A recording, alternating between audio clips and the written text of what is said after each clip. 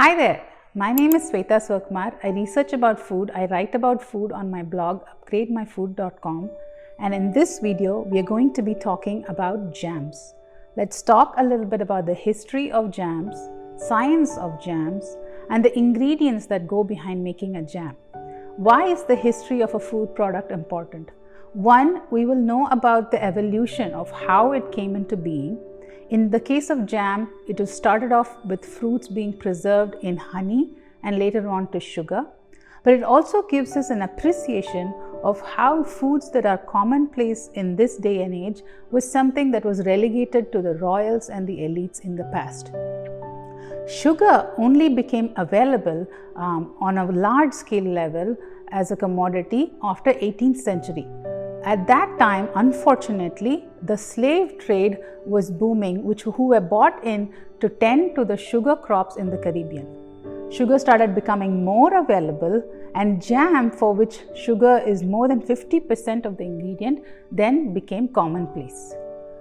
And on a little lighter note in the history of jams, so there is this story about Nostradamus, who is, yes, the famous fortune teller, who wrote a book called, roughly the book is translated as On the Treatise of Makeup and Jam, in which he has written this recipe for a sour cherry jam which he adores, and he goes on and on for about 2 or 3 pages.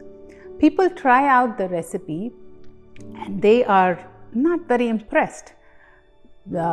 Nostradamus is very appalled with that idea that people are not impressed with his jam that is reserved for the nobility, and then issues a rebuttal saying they don't quite get it, they don't understand the beauty of this jam.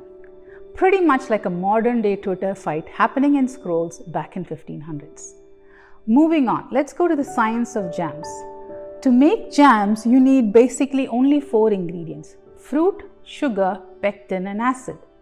And pectin and acid can be found in fruit, but in varying degrees. And so to make jam, you boil fruit and sugar together, and the sugar is an extremely important ingredient to preserve the jam, to sweeten the jam.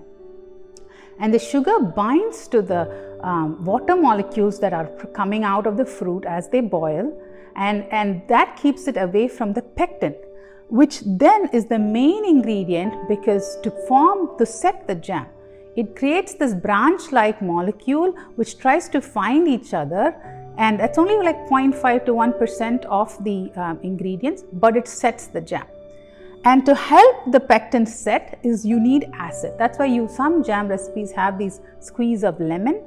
The acid negates the electric charge that the pectin has, which might possibly repel each other, and it helps the jam set better.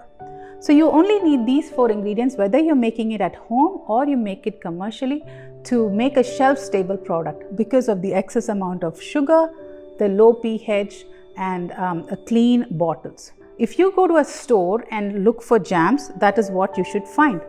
This is the ingredient list that you would find in a good jam bottle.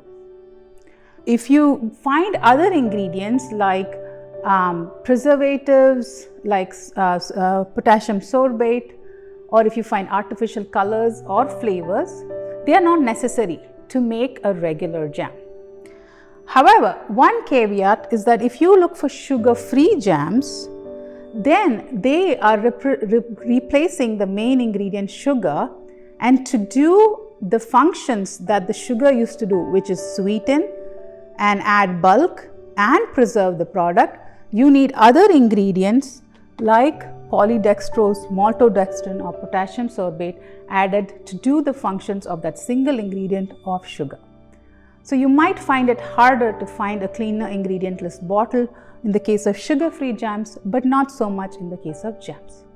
And so I hope this video gives you a little bit more information on what it goes to make a jam and how to make a better jam purchase next time you visit the supermarket. Thank you so much, and I'll see you in the next video with another food item.